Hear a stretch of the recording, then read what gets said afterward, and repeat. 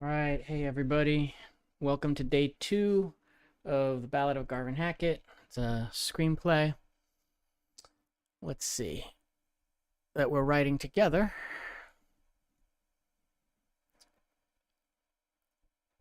And let's see where we left off. So, I think we left off with we're working on the characters. We have Garvin, we have Joelle, so Jackson needs work. The mother needs work. Roger's pretty good. I think I'm missing the notes. Let's see. Open. Yep, here it is. Okay. So yeah, so for those of you who don't know, The Ballad of Garvin Hackett is an ironic, darkly comic take on 90s action movies. So imagine like Forrest Gump meets Scarface, but directed by Michael Bay. Except the laws of physics apply. So we're gonna use sort of realism to undermine the conventions of classic Hollywood action movies, especially in regards to violence and other themes where Hollywood has historically played fast and loose with the rules of physics, laws of physics. So we have a lot of research to do, and if we have time today, I might start doing a second section after the 45 minutes of writing. So I write about 45 minutes. After the 45 minutes of writing, I might do a research section where I start using AI to actually answer questions about the time period in which the film is set and the story is set. For those not familiar with this channel, it's focused on screenwriting, but it's really storytelling. So it's the idea that the screenplay is one of the most efficient ways to develop a story because there's just less characters to manipulate, and the stories are very visual and they're very dense. You can take a screenplay and turn it into a novel and add the literary aspects of it, but if you have a good novel, it might not actually translate into a good script, and vice versa, because the literary medium allows you to do things that are entertaining in a literary sense, but that don't necessarily translate into stories. Okay, so we're doing a darkly ironic take on 90s action movies, and let's get to it. So our main character is Garvin, and just to review where we were at yesterday, I'm going to start the timer. Okay. So let me know if, well, there's nobody in the chat now, but eventually, if you guys want to, maybe in the comments, if you want to see the timer live, if that helps. Okay. So let me just put here, hello everyone, even though there's nobody there. Welcome to the live stream.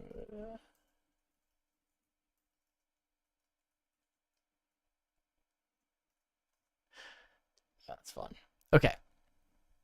So our character is Garvin Hackett. His description is he's a young, dumb, darker skinned like Christian Slater looking dude. He's barely verbal. He's not bright. And then the game is he wants to avenge his father's death. His strategy is directness and bluntness. That's how he does things. And so we've got 4 decisions here. His first decision is to kill the inmate that raped him. That's sort of the big decision there. And then I'm not sure. I mean,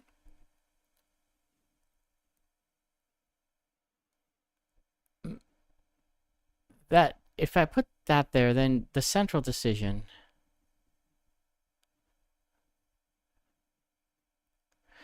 So he's trying to.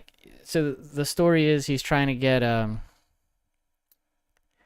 He's trying to kill the people who killed his dad. He goes to prison very quickly because he's not a criminal. He has no experience. And in prison, he actually meets the guy who killed his dad. But the guy is smart. His name's Jackson, and he's a career criminal. And he figures out that this kid is naive, and so he trains him to kill. And then when he gets out, the Jackson introduces him to Joelle, who's the head of the gang that Jackson works for. And then Jackson goes on a killing spree at Joel's behest, because he thinks he's getting revenge on the people who killed his father, which is actually the rival gang. These gangs don't have names yet. But the thing is, when he goes to prison, I'm thinking of doing that into the debate, and then he kills the inmate. Basically, he goes to prison, he gets raped right away. And so the idea is that he kills the inmate that raped him, is sort of him becoming a killer. He's deciding, to do that. And then he gets out and he joins the gang. So that's sort of the moment. And then usually in this sort of structure, there's the fun and games, right? Where he's killing a bunch of people and having a pretty good time about it.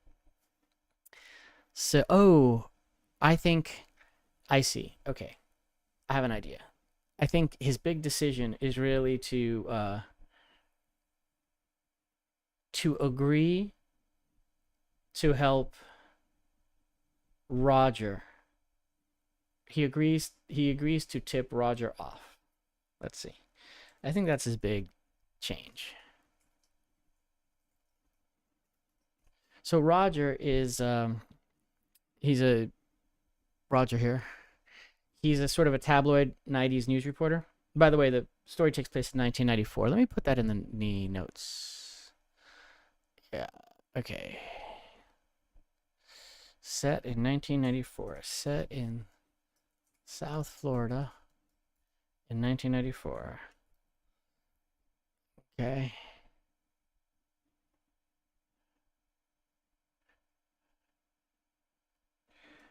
And we'll put that here. Whoa. Okay. So there, we got that little bit there. Okay, so let's see how we are with Roger's character. So Roger's character seems to be fully fleshed out. Let's see. So Roger, and he's a tabloid reporter. I imagine him like a Robert Downey Jr. playing Geraldo Rivera type. There's a movie that did that already called Natural Born Killers, but this is an homage to those 90s action movies. So, and then the game is to maximize his ratings. His strategy is unscrupulous. His decision is to interview Garvin's mother about the death of her husband before the police notify her. And then he makes a deal with Garvin to get tips before he kills somebody. And then before Garvin kills someone. And then decision 3, he interviews Garvin's girlfriend. Who reveals Garvin's identity, and then he interviews Garvin. So if you see he's the winner. And his career just sort of, shoots up. He benefits. So that's Garvin. The mother is sort of a character that exists mostly at the beginning of the film. But now that I think about it, I wonder if she could have more of a say. So I don't have a name for her. We need a name. So her mother's Cuban. His mother's Cuban. So I want to give her a Cuban name.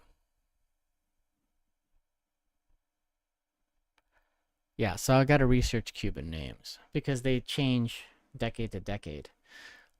So let's see. The trends change. So let's see.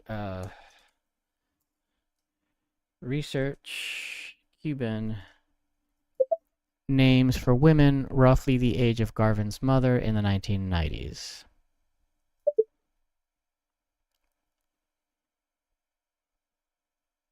Yep. Okay, so back to the mother. So here we have Joelle. Joelle's the head of the gang. But the mother. So the mother's basically one thing I know about her is she's heavy and loud. Yes, heavy and loud. And kind of hostile is the best way to describe her.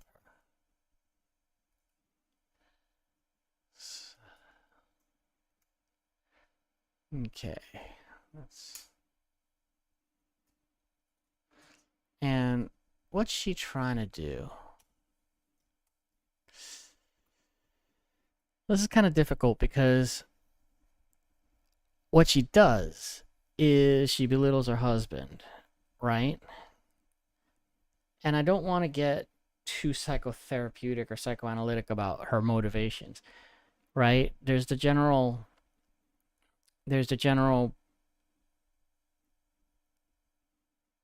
search for security, right? So when you boss people around, that's generally a desire for control, right? And her husband, Garvin's dad, I actually don't have a tab for him, but he dies right away. So, but still, we should flesh him out. So let's do it. Let's go. New, and we'll go writing. Garvin Hackett. Character. Father. Cool. So now we have his dad. So let's get our character sheet for him real quick. Copy pasta.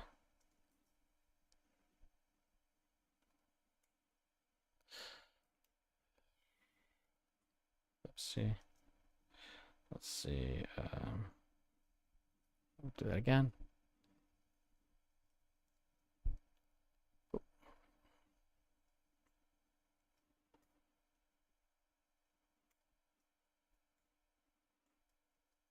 There we go.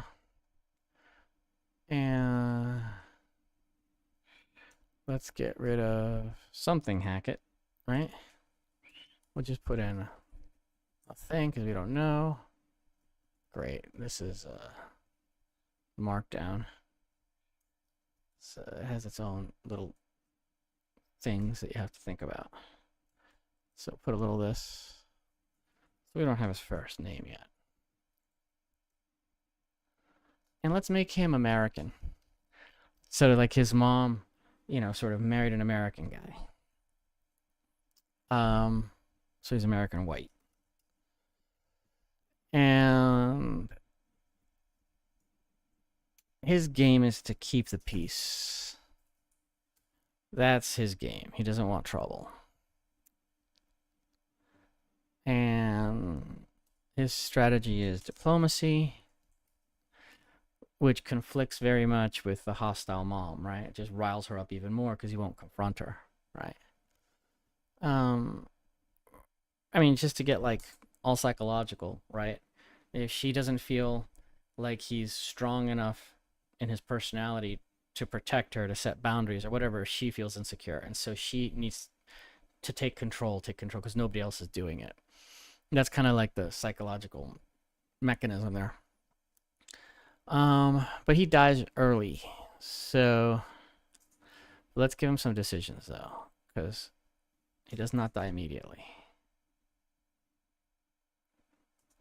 His last decision is to stop for a donut. Oh my God, this is funny. Right? I love it. Okay. So he stops for a donut. That's what he does. Then he gets himself killed. Well, he gets killed by Jackson. He gets blown up, actually. So let me see. I think that gives me an idea of the mother character, and her first decision is to not let her husband, I get a name for this guy, not let her husband eat a donut because it will make him fat. She's fat. So she basically controls his diet.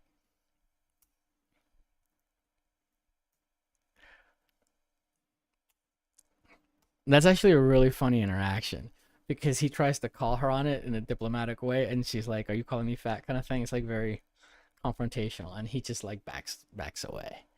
So actually, that's pretty good. Yeah, and then she how would you say that? What's a word for it? I'm looking for a word for she. I don't think confront is quite the right word. It's more like daring. Let's see. Let me ask Claude here. So, all right, what's the word where someone, let's say there's two people, and one of them says you shouldn't eat the donut because it'll make you fat, and then the other one points points out that they should maybe both follow that rule, and the person who wanted to control the second person is very obese, and so that obese person then goes to this to person B and says, "Are you calling me fat?" Like, what is that behavior called? It's not quite confrontation. It's something else. And the specific behavior, the word I'm looking for is for when you say, "Are you calling me fat?" Let's see. Let's see what Claude says. Deflection. Darvo. She Darvos him. Right? Okay, she Darvos him, yeah. So for those of you who are not familiar with that, Darvo's her husband. Are you calling me fat?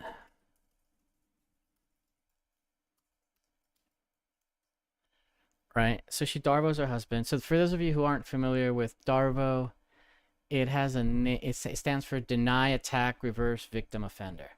So basically she tries to control him, and he tries to be egalitarian about it, like, hey, maybe we shouldn't have donuts at all in the house if I'm not going to be allowed to eat them. And then once she's called out on her hypocrisy, she attacks him, right? So it's deny, attack, reverse, victim, offender. So decision 3 that's meaningful for her. Okay, she's done. I got it. So decision 3 is she abandons Garvin. She gets a boyfriend.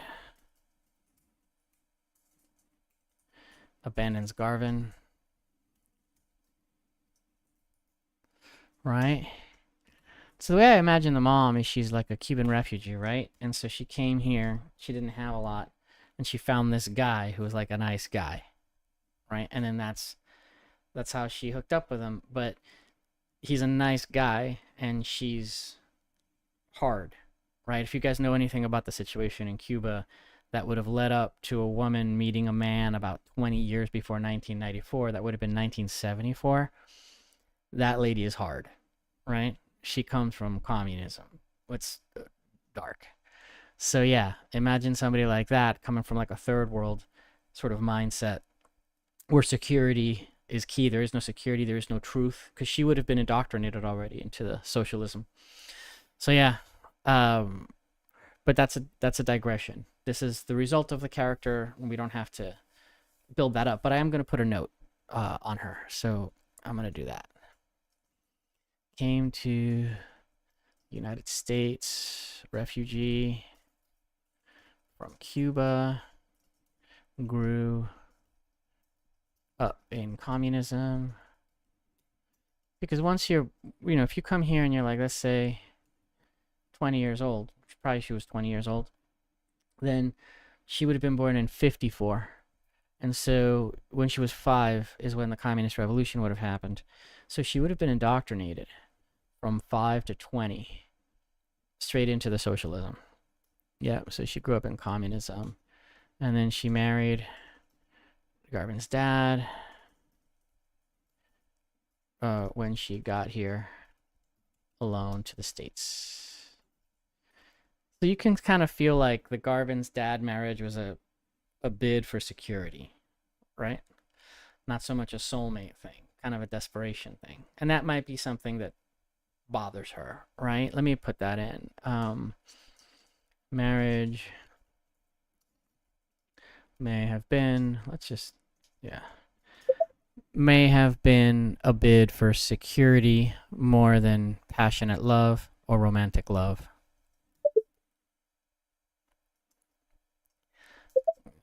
May have produced a kind of bitterness. Yeah, it's a little soft, like fuzzy, but it's good to know. Just understand the character a little bit better. Okay, and of course, she eats her feelings. Of course, she eats her feelings. She eats her feelings. There we go. So we've sort of coming around She got this anger. She eats it, takes it out on people. She's just angry. Okay. Um. So. Her description is heavy and loud, but hostile is her game. Is her strategy. So that was incorrect. So it's hostile. Whoa. Let me undo that.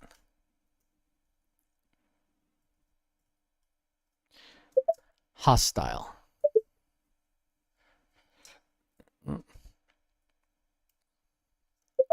Hostile. That didn't take. Okay. My AI transcriber's acting a little funny today. Okay.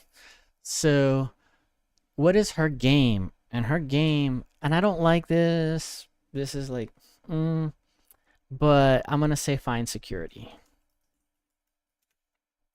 Right? And I'm going to go with emotional security. Emotional security. And then I'm going to put here has deep anxieties, right? Let's see. Grew up in communism, was indoctrinated with no respect for individual liberty or agency.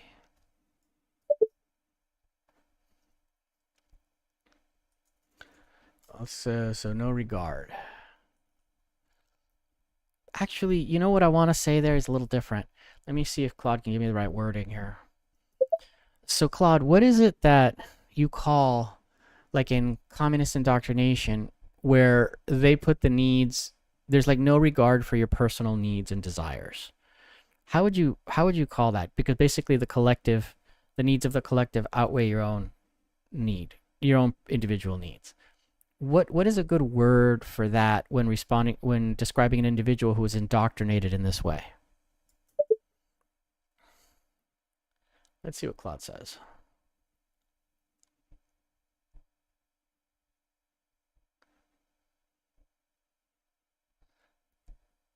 Yeah. I'm kind of liking self-abnegation. Right? That's actually what I'm looking for, I think. Was it indoctrinated under to self-abnegate now? Let's see.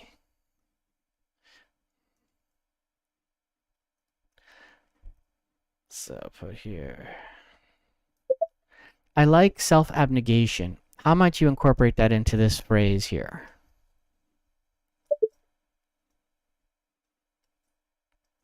Okay, so put in the phrase that I want and let's see. There it is. Good. Sometimes Claude is really good at the simplest stuff. Just get the words out of your head, you know? Let's see. Grew up in communism, indoctrinated into self-abnegation, no regard for individual liberty or agency. So that's a very important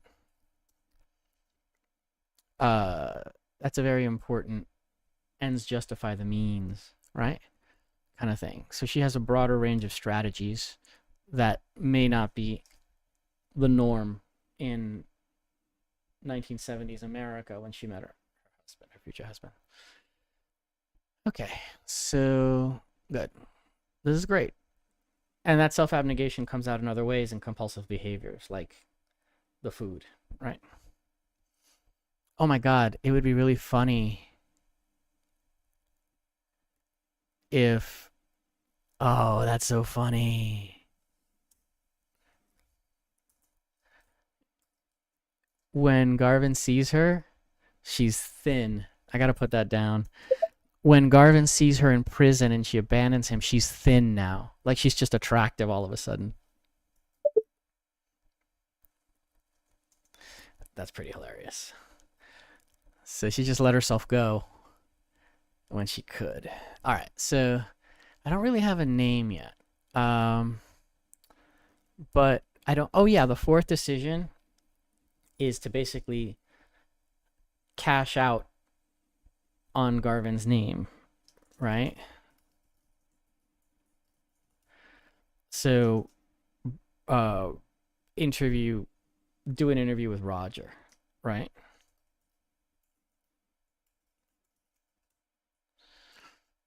So Roger, that's like the last thing we see of her, I would think, right? Um so yeah, definitely not the best mom for Garvin. We don't have a name for her yet, but I'm okay with that. Okay, so Joel, we got him pretty filled out. Jackson. Oh, we don't have Jackson. Let's fill out Jackson. Let's get him a character sheet. Okay. All right. Oh, this is gonna be fun.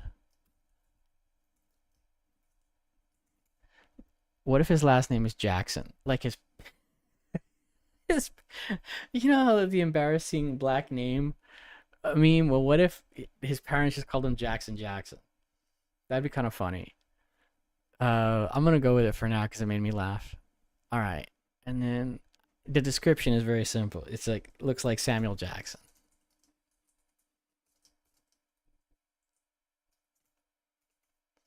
Right? And the game is incompetent ruthlessness. Oh, I like that. I like that a lot. I'm going to get some notes on there. Let me get some notes on there.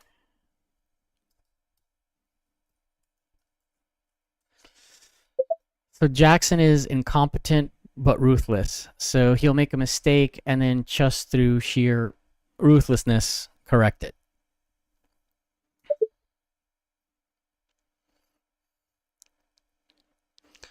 Okay, and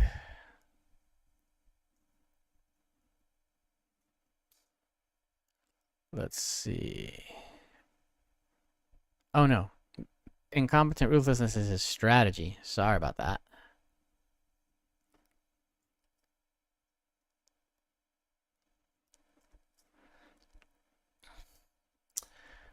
Let's see.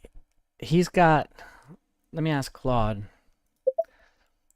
What would you think if you were going to say the goal of a person with very, very high time preference? What would you say that goal is? That's just a sort of a general goal.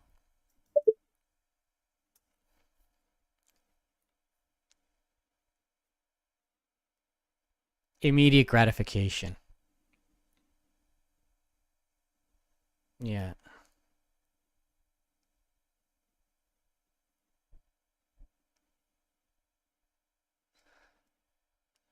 Okay.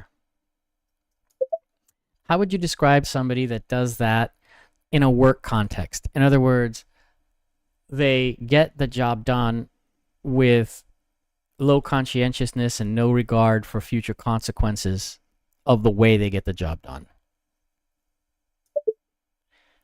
Boy, I'm really putting Claude to the test here. Let's see what Claude says. Expedient.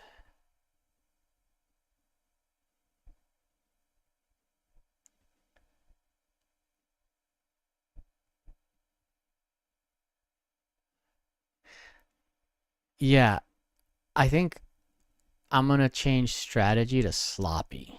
That's actually better. Because he's sloppy. And then.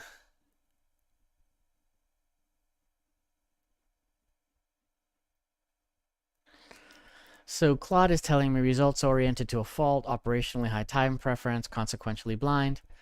These are all okay, but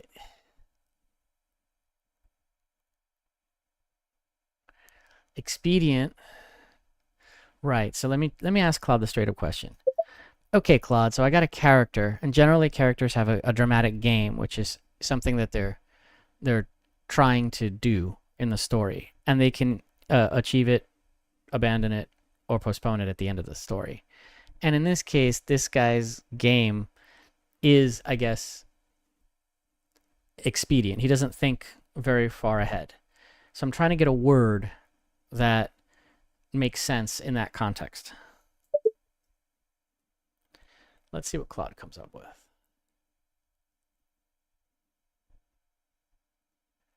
Yeah, getting through it.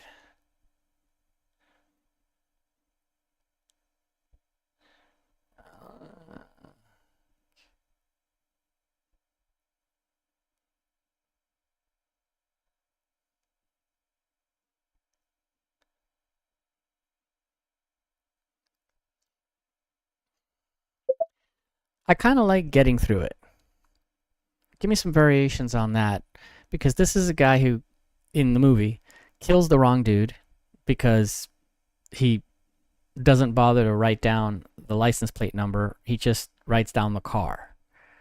And he puts the bomb under the wrong car that looks exactly like the car in his description. And then he leaves all the evidence in the trunk of the car. And then he trains somebody to basically replace him. He doesn't really think through the fact that the guy could replace him. He's actually surprised when the guy he trains is better than him. So these are kind of the kind of decisions he keeps making. So how would you describe this person? This person's game? Let's see what Claude says.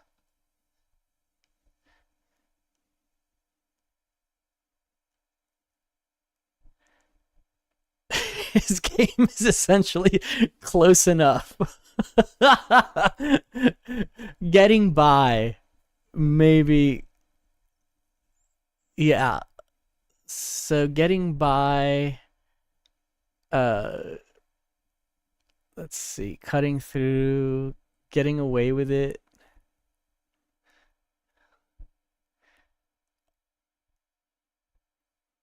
I got it. Getting the job done with as little work as possible. Let me see what that. Okay. How about getting the job done with as little work as possible? That includes, of course, cognitive work. Let's see.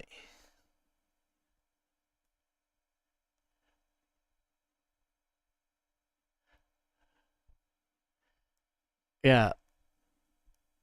Always takes a shortcut. Shortcut taker. uh, yeah. I think least effort is a really good one. So get it done with the least effort.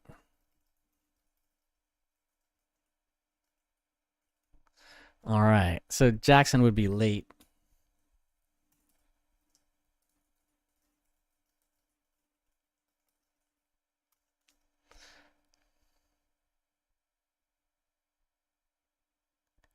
All right. So let's look at Jackson's decisions. So we got Jackson. Jackson looks like Samuel L. Jackson.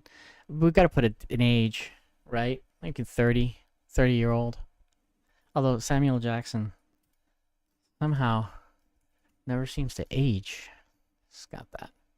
Good genes. Okay, name Jackson Jackson. Description looks like 30-year-old Samuel L. Jackson. The game, he gets it done with the least effort possible, right? What's the minimum effort possible? Let's see. Minimum effort possible.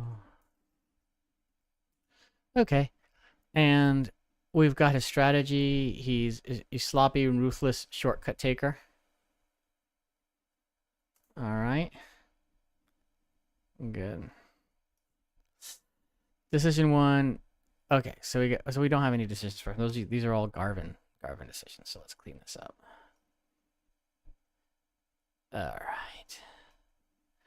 So decision two is pretty straightforward. It's train Garvin, right?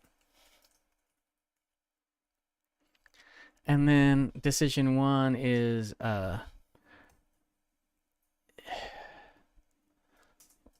put bomb under Garvin's dad's car. Even though he's guessing, right? Kind of guessing. Okay. And then Um, I think decision two would probably be to, what would you call it? Like non-compliance with a cop, because that's how he ends up in jail. So let me ask Claude. Hey Claude, what would you call? I'm looking for a decision that a character makes, right? But in this case, it's my character Jackson, the sloppy guy. He just he just sort of killed somebody with a bomb, and the cops pull him over. And when when the cops talk to him, they find evidence of weed in the car, right? And so they go to escalate the situation, and he becomes non-compliant, and eventually they just tase him, and he gets arrested. And that's how he ends up in jail. So, what would you call that decision, the consequential decision at the traffic stop that sort of gets him tased?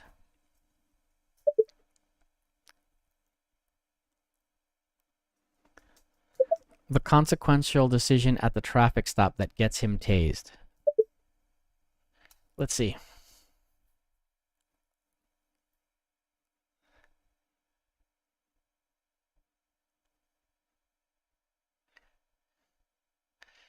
Yeah, his decision is defies the cop, defies the police officer that pulls him over. Okay, and then gets tased. Okay, and then so decision four is to kill Garvin, right? So I have this idea. I'm just wondering if the putting under the bomb, if that's not his first consequential idea. I mean, it is very consequential for the film, but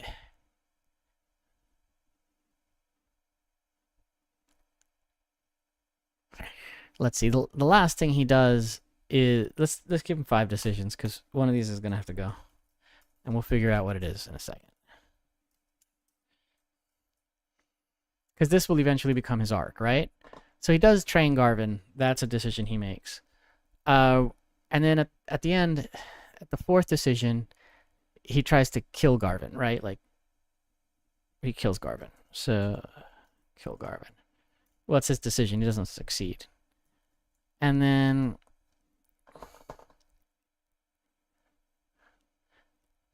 that's sort of his last decision. But I mean, kill Garvin, train Garvin is pretty good in that regard, because they are very emotionally distant, which is good for the 3rd and 4th decision.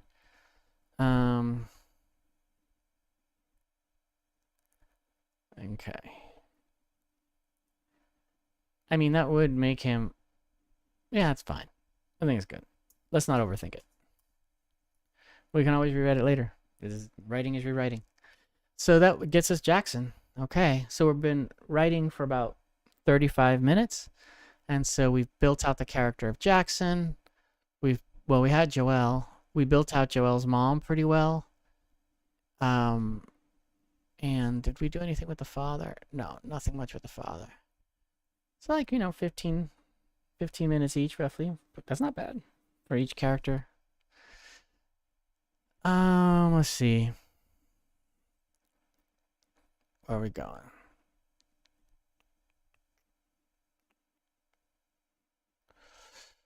Okay.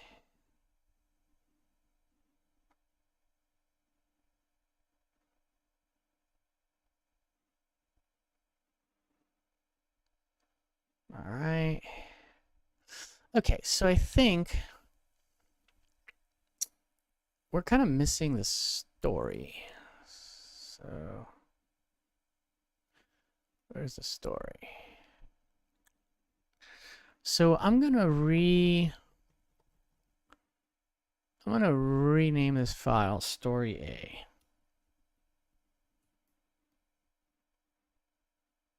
That's it. So it's Garvin's dad is killed by a criminal gang. Garvin vows revenge. You get the escalation. And you got a bunch of escalations, a twist, and a resolution. Let's call this a resolution here.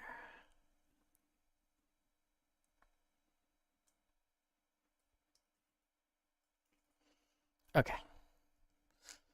So there is a B story, and I don't have her here, but she does exist, which is Garvin's girlfriend. I'm trying to think. I'm trying to think how, I don't really know much about her. Maybe I'll do a little research. Let's see, new tab. I know I have a document for her. Let's see.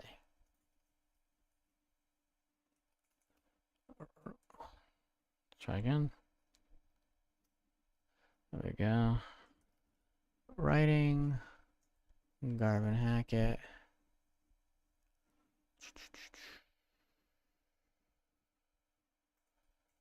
I'm going to put girlfriend. I thought I had her already. Oh no, I got to do character, that's why. Character. I thought I had the girlfriend. Okay. Alright, so I don't have Garvin's girlfriend, apparently. Alright, so these are all the major characters in the film. We have the father we need to work on, and we need the girlfriend. And I wish you could do that. That'd be fun. Let's see. Yeah, doesn't make a difference. Okay. So Jackson is good. Joel's pretty good. The mother's pretty good. Roger's pretty good. He's got 4 decisions. Let's see what we can do with a girlfriend. Let's get a quick character sheet for her. Let's go with the father. Let's get the girlfriend. So the father exists basically in the inciting incident. The movie starts when he gets blown up. So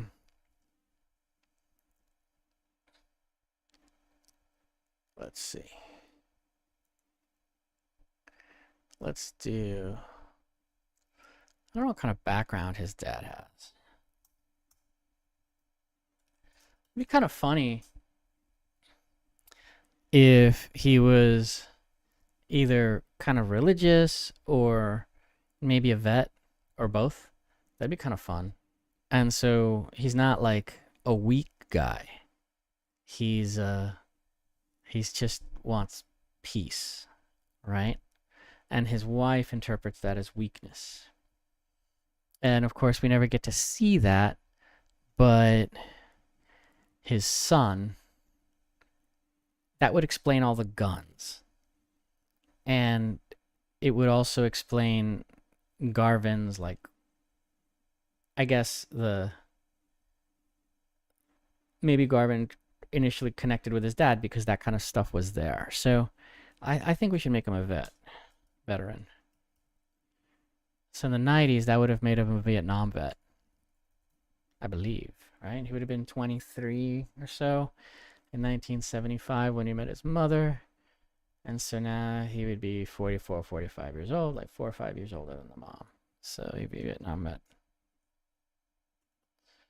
He's a Vietnam veteran. He's religious. And yeah. Okay. So I like that. I like that he's like a nice guy. He's just, a dude. Okay. So what's a good American name for somebody? I gotta do research on that. Let me take my notes. What is a common name for a white American baby boy in 1970.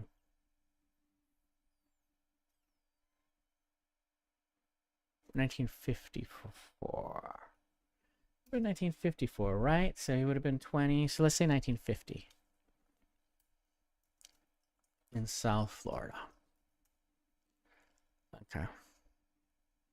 Let's make him just like Protestant Anglican or something, right?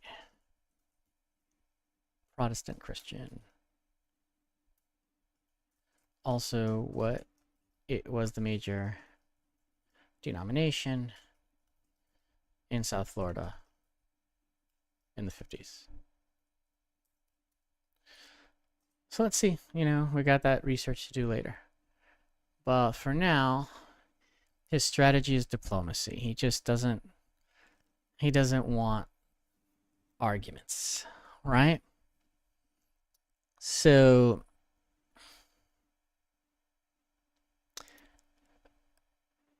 I think his first decision is to get Garvin to come down for breakfast. So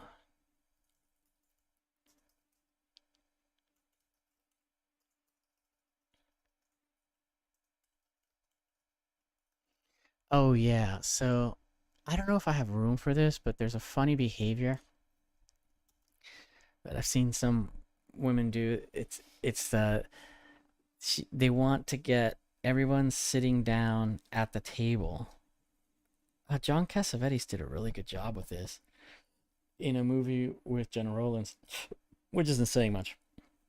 But and I think the guy who played Columbo, I forget, I have to look at it again. I think it's A Woman Under the Influence.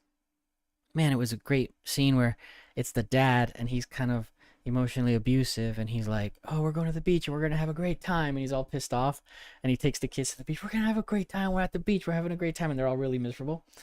So I think Garvin's mom would have that behavior where if they're not sitting at the table, she's miserable, right? But then if they're miserable sitting at the table, she's happy. I'm going to write that down.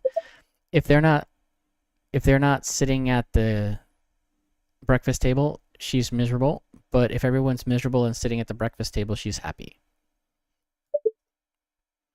Okay. So that is Garvin's dad. Get Garvin to come to breakfast. Okay. What's the second decision he does? Because what'll happen, she'll, I think maybe he'll leave for work early. Yeah, he'll leave early. Right. Oh, time's up. Wow. Okay. Well, that's about it. But I think I'm just going to go for a second here. I think he's going to leave early. And I think Garvin should cause it. And that should give us a certain amount of guilt for Garvin to intensify. So I'm just going to put that as a note. So there we go. Note, leaves early for work to avoid conflict started by wife and Garvin. Okay. I like that. That seems like a good way to wrap. So let's see what we got done today. So we got the father. We filled him in a little bit. We got his first decision, a little bit of background. Then we got Garvin. Well, we already had him. The girlfriend, we've established we got to set her up. And then we got Jackson. I think we filled him in pretty good. Joel we kind of made some good progress on his mother, which is great. We still need a name. Yeah. So we have our ace story. We're going to start once we I think we can finish up the characters probably in the next one, at least the major characters.